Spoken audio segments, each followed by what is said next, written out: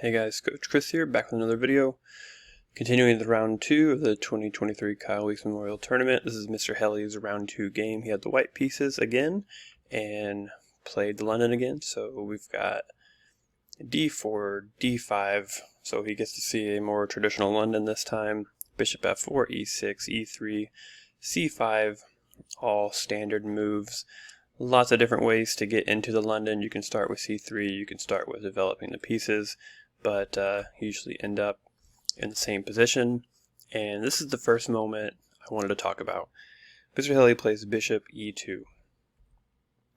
The square for the bishop in the London is d3. That's where the bishop belongs. Mr. Helle said when I asked him that he didn't play bishop e2 because he didn't, that he didn't play bishop d3 because he didn't want to run into c4. And I think that's probably a very common sentiment, so wanted to talk about that for a minute. We want to see black play c4 hitting our bishop. So let's just take a look real quick. So bishop d3 and then suppose c4.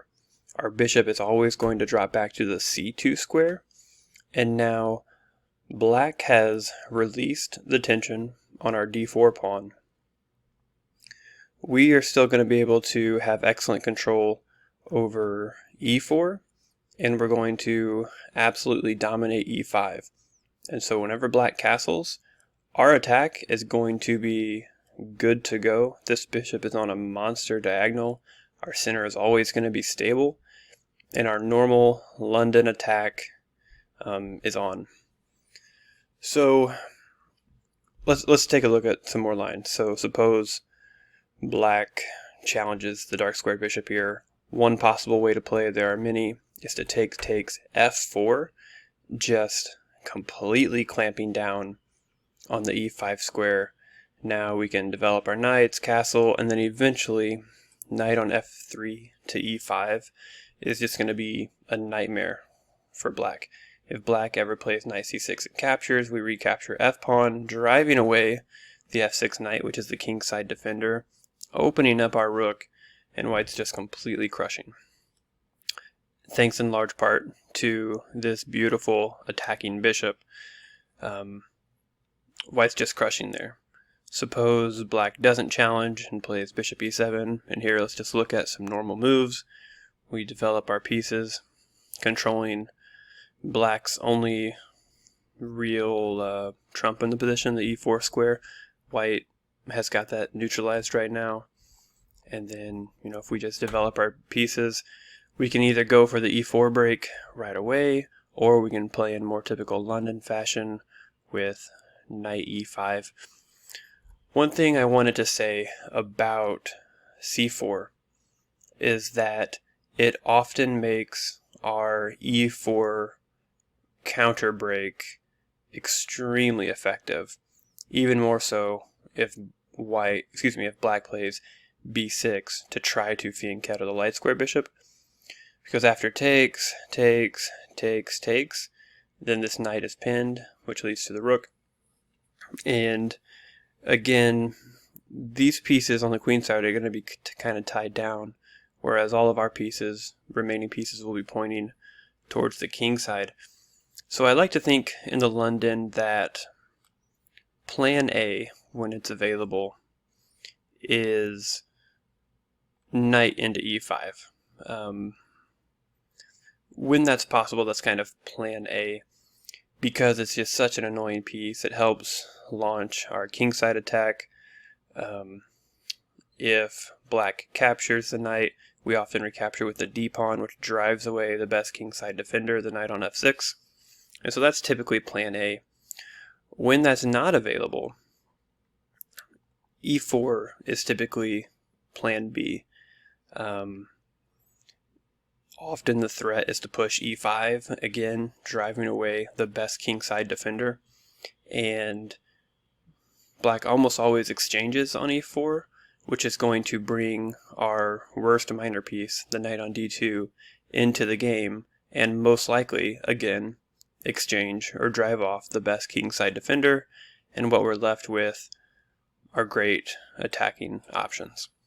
So In short, in the London, unless it's illegal or the pawn is already on c4, then the move is bishop d3. If the pawn's already on c4, I faced this very recently, then we can immediately undermine with b3, and after takes, we retake. We've got a beautiful pawn chain, the open a file for the rook. We develop our pieces naturally. White has a wonderful position there. So, again, I will just hammer this home until you stop watching the video. Bishop d3 is the move in the London. With our pawns on dark squares, the bishop belongs on d3. It's our best minor piece. It's on a beautiful attacking diagonal. Play bishop d3 in the London. Now, bishop e2 was played. We get some normal development here. Queen b6. This is a very common way to play for black against the London. Once our dark squared bishop is developed, then b2 could be a little sensitive. Mr. Helle defends the pawn with queen c2. This totally makes sense here. Sometimes when black's pawn is back on e7 and the bishop can come out to f5, sometimes we need to pay attention to that idea, even if it looks like it's hanging the bishop, because if we take, we might be dropping the rook in the corner in some positions. So just something to keep in mind. Here, it's not a big deal because the pawn is on e6, blocking in the bishop. Opponent played knight e4, Mr. Helle castled, h6, and now c4. So, Engine says c4 is okay. Mr. Helle said that his idea was he wanted to undermine this knight on e4 by chipping away at the pawn on d5. And that's certainly the right idea. This is by far black's best piece. However, the more natural way to challenge this knight is to continue development. Let's not get too fancy until all of our pieces are developed. And this does the same job. It attacks that knight twice. And if black has to exchange, then we're very happy to see that. We've gotten rid of black's best piece, and we've gotten rid of our worst piece, the knight on d2. So we would be very happy to see that trade, and this is just a far more natural way to achieve the same thing. Engine says c4 is okay. However, after takes, Mr. Helle starts to go wrong here. Plays the move c5, and this is just an oversight. Knight can capture, bishop can capture, queen can capture. I'm not exactly sure what the idea was here.